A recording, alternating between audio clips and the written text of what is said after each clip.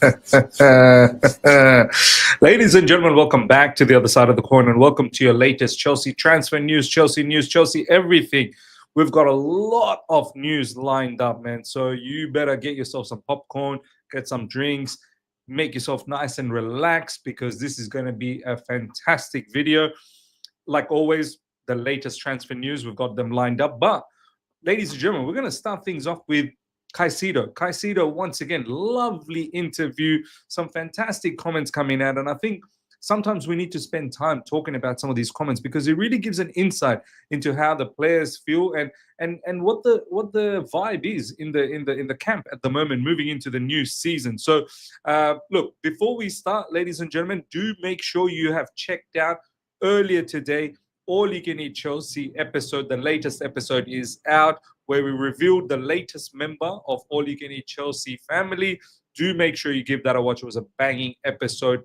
As I said, we've got a whole heap of things lined up on this video as well. So stay tuned. Now, let's start things off with Caicedo. Fantastic interview. Moises Caicedo, for sure, I'm going to try and play even better than last season. Can you imagine how crazy that would be? Last season, he was phenomenal. Like how he did not make it to some pundits and some fan bases around there, how he didn't make it in their like the starting 11 or the best 11 in the season, Premier League season. I still don't understand. I'm pretty sure. Look, I don't know, but I'm pretty certain he didn't make it to the official the top 11 in the Premier League last season, which is insane. Moises Caicedo, ladies and gentlemen, is probably the best midfielder going around, the best central defensive midfielder going around in world football right now. And this is my honest opinion. I think Moises Caicedo is worth somewhere around 200 million. And that's not even a joke. Maybe even 250 million, $250 million. Do you know what I mean? £250 million Moises Caicedo is worth. And he is thinking about playing even better than last season. I love him, man. He's going to smoke everything. I have hunger for more. I have always said I don't have limits. The sky is the limit. I'm going to work hard to keep achieving a lot of things for this amazing club. Excellent. I love this conversation from Moises Caicedo. I love this hunger, desire, this burning, the fire burning inside is going to be one to watch out for this season. I think Moises Caicedo is going to elevate to a whole different level where, you know, to all the people that watch Dragon Ball Z, he's going to go from Super Saiyan 1, 2, 3 to Super Saiyan 4. Which is the ultimate. I don't know whether there is another one after that. Maybe there is. Look, and I'm very, very happy about Asugo as well, learning from Moises Caicedo. I've been saying Asugo for me is nephew Asugo learning from Uncle Caicedo. So love him, man. Absolutely love him. Moises Caicedo further goes on to talk about Champions League. It's a dream come true. I'm looking forward to it. It's an amazing feeling when you are watching on TV. You can feel it's different. Everybody in the whole world is watching you. It's another level. Now we're there. We want to do really well. You know what? I just realized Moises Caicedo will be the first time he features in the Champions League. So, my man, cherish these moments. You know, absolutely leave everything on the field. And who knows, we could potentially go all the way and do something. This is one competition I feel like we can do some damage in, man. I've got a funny feeling in my stomach, just like the way I had that funny feeling before the Club World Cup. I've got a funny feeling that the group of players that we have, the talent that we've got, players that have come in, players that are matured, I think this season, Champions League is going to get a mad shake-up. But we'll see. We'll see how we all start this competition. It is a league phase, where I think 8 games are played and then it's into the knockout stages. But I've got a good feeling. And Moises Caicedo, once again, will be a prominent member, hopefully, for that. Touch wood, he doesn't get injured, please. And, Asugo should give him every now and then a bit of rest. Moises Caicedo, people stopped me in the streets. It was crazy. They were happy to see me. I could see on their faces. It was incredible seeing my country and how happy people were watching me in the Club World Cup. My family are proud of me. I enjoyed being there a lot. Love him, man. I mean, he's a national hero. Whenever he goes back to Ecuador, the crowd over there, they love him. And we love him all across the world. He deserves all of that. He's been a Chelsea fan ever since he was a kid. I still remember the time when we bought him from Brighton and the introduction, the video that we had, the announcement video that we had for Moises Caicedo was simply fantastic. Now, Let's get in on the act. Some transfer news, ladies and gentlemen. Nicholas Jackson. Newcastle have spoken to the representatives of Nicholas Jackson several times. He would be keen on a move to Newcastle. Coming from Fabrizio Romano now, talking about Newcastle. Obviously, Fabrizio Romano has been saying that Nicholas Jackson's going to leave, and now he's linking Newcastle. Look, I don't understand what the holdup is. Newcastle fans, you let me know. Why aren't you collecting Nicholas Jackson already? He's tailor-made for your team. I think he would shine at Newcastle. I'm not really sure what seems to be the problem. Obviously, the matter with Isak is just getting uglier and uglier day by day. Isak has said it now. He's not going to feature for Newcastle ever again. If the window closes, that's it. He's going to rot somewhere else. He's not going to participate for Newcastle. And look, Isak has come out, and you know, all the journalists have been saying, Isak has said all of this since last summer, that last season was going to be his final season for Newcastle. Newcastle had ample time to find a replacement, but they just keep getting rejected. This player wants you. He's not going to reject you. He's a good player. Newcastle, make this transaction happen ASAP. Pay up the money, man. You've been throwing the money to Sesko. You've been throwing the money for Ekitike. Throw the money for Nicholas Jackson. He's probably going to be a better player. He's got the Premier League. You know, he's got the Premier League experience, and I don't think he's going to let you guys down. I really don't think he's going to let you guys down. So get the man and get rid of Isak. Isak don't want to be with you. So you're literally helping two players out. You got Nicholas Jackson, who wants to leave now because, you know, doesn't want to fight for a position, and he feels that he's going to be an important player for Newcastle. And Newcastle, you can get rid of Isak, who doesn't want to be with you guys. So, you know. It's win-win for everyone. Next up, ladies and gentlemen, some Nkunku news. Nkunku is another brother. Mate, what's going on? Let's hurry up, Nkunku. Season's upon us, and you're still not doing your business. If you have to take a little bit of pay cut, take a pay cut. I don't understand, Nkunku. Like, why are you sticking around? Look now, if he sticks around and we don't get Xavi Simons, which, as I said, every day that goes by and we don't get Xavi Simons, it's a bit of a doubt. If we reintegrate Nkunku back, I've seen Nkunku over the last couple of months featuring for us, especially in the Club World Cup, started to look better, especially the way we're now playing under Enzo Maresca with 2 10s.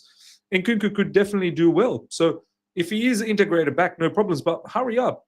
Either you leave, you find a solution, or just make a decision that you're going to stay. Now, I know you're not going to stay because you want to feature for France in the World Cup. And in order to feature for France in the World Cup, you're going to have to play a lot of minutes. So come to a conclusion. Either you compromise your wages and you go somewhere else because the wages you're on, it's too much. Or if you stay, then you're going to have to fight and just let's forget about, buying anyone anymore. Either or, make a decision, but it seems like Nkunku can't. Bayern Munich are set to prioritize a move for Christopher Nkunku as they seek to replace the departing Kingsley Coman. So, look, Bayern Munich are probably the only one that can afford Nkunku's wages, and Bayern Munich do have a spot available, and Nkunku could be that person. Christopher Nkunku is keen to join Bayern, however, much now depends on whether Bayern re-enters the race for Nick Watermaid. He's another one where I don't understand what Bayern Munich's doing. He's been linked for like 2 months, and Bayern Munich has not done anything, which is, it would be frustrating for the player. It'd be frustrating for the clubs involved. If you're waiting, it's much like the Xavi Simons situation that they're having with Nick Watermaid. Look, go out there and just get Nkunku, Bayern Munich. A deal for Nkunku and Bayern until deadline day is possible. Until deadline day, look. And hurry up and do these sort of things. Why wait till the deadline day? I don't want the deadline day to be a crazy, crazy situation. But look, if it does come down to that, so be it. Borussia Dortmund are once again considering Renato Veiga. They had already agreed to terms with him last summer. However, a transfer never materialized. Instead, he went to Chelsea. Look, Renato Veiga, his time's up. He's not going to be part of the squad. I don't think Maresca rates him. I know a lot of people have been saying, let's integrate him because we've got a defender short with Levi Colwell. He's a left-footed defender. He'll fit that bill. The relationship's over. That's the situation. The relationship with Renato Veiga and Chelsea Football Club is over. Renato Veiga was very close to Atletico Madrid, but Atletico Madrid ended up going for someone else ultimately. Now, once again, for Renato Veiga, please, get your agent, get people to make things happen. If it's Dortmund, come on.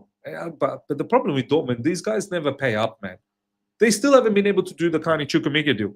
I don't know what they're waiting for. And now we're going to talk to them about Renato Veiga. Look, I don't know. These guys don't pay up. They don't pay good money. So let's see what happens in regards to Renato Veiga. Now, Xavi Simons' priority remains Chelsea move. Negotiations ongoing. Well, it's been ongoing for a long time. I don't understand. I think the biggest problem here is Leipzig want a certain amount of money, which is about 60 million pounds. Chelsea are adamant that he's about 50 million. And don't forget, Chelsea needs to get rid of players as well. The more the delay happens, the more I get worried that Xavi Simons is going to come to a conclusion and say, do you know what? Yeah, I'll probably seek to go somewhere else. There are other clubs that are looking for attacking players. This is coming from Liam Toomey. At this point, I am more confident Garnacho gets done than Simons. I'm starting to feel, every day that goes by, I'm starting to feel like Liam Toomey as well. United need to raise funds and he wants the move. The situation with Simons is far more murkier, though Chelsea interest is genuine. So this is exactly how I feel. It is murkier and it's getting murkier every day. However, we do want him, but there are obstacles. I've talked about the obstacles. I do think Garnacho is probably more cleaner deal now. Man United want to get rid of him. Garnacho has made it clear. I only want Chelsea. I'm in love with Chelsea. I don't want to sleep with anyone else ever again. I will die. But it cannot be anyone else besides Chelsea. Garnacho has laid the foundation. He'll quit football. I ain't playing football ever again. If it's not Chelsea, it's finito. So for me, it looks like Garnacho deal is probably more imminent than Xavi Simons. Next up, ladies and gentlemen, Chelsea will not be signing a defender to replace Colwill and are happy with the defensive depth they have amassed. Look, this is a bit of a 50-50. Look, the way, and we've talked about this in All You Can Eat Chelsea latest episode. Do make sure you guys give that a watch, where we extensively talked about this scenario, and there's different opinions across the board. So you're going to enjoy it. My situation is with this scenario is that, look, I understand, go and get a defender, but it's not a straight cut. Like, I just get the feeling right now, the current crop of defenders that we have, they're working together. They're gelling as a unit. The chemistry is building. They're really working hard for each other. And I feel like allow that to continue, and they're going to probably elevate to different levels. Like, for example, Achapong, I feel like if we keep continuing giving him more minutes, I think he could turn out to be, Dean Hussein of Bournemouth, who now is at Real Madrid. One season, Saddam Hussein turned into a monster. Do you know what I mean? No pun intended. Saddam Hussein was a monster. But anyway,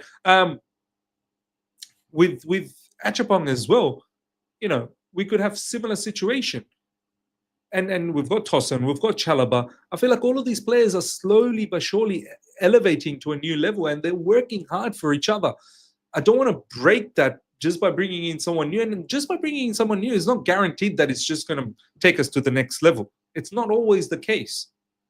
Look at all the business Liverpool's done. Yeah, sure, they look like unbelievable. And I've said it as well. Maybe they are the hot favorites for the Premier League, but they do have to gel. They've brought in a lot of new players, and they look like they're going to bring in Isak as well. So it's not always a straight cut situation. I understand the other side of the coin too. I really do. More than you can believe. I am the other side of the coin. I understand that should we be relying on Achapong, Buddy Shield, Tosin, Chalobah? Yeah, it is crazy. Levi Colwill was meant to be that leader, that stalwart. Do you know what I mean? That defensive stronghold. He's gone for predominantly most of the season.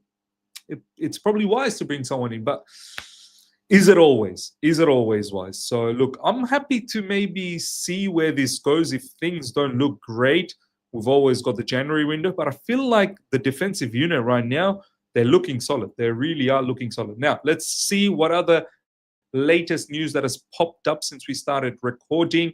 Let's have a quick look if there is anything that has come up. PYS's page, nope, nothing on PYS's page. Let's have a look at if there's anything on Chelsea Dodgers page. By the way, that banner is banging, man. I love that, man. The Club World Cup trophy is so sensational. 1 hour ago, no, it's all about Christopher Nkunku. Ladies and gentlemen, let me know your thoughts about everything we spoke about, especially in regards to the commentary from Caicedo, the comments, the quotes, and of course all the transfer news. Let me know your thoughts in the comment section. Smash up the like button if you're here for the first time. Subscribe, hit the bell notification to stay in touch with all my content. Till next time, take care. See ya.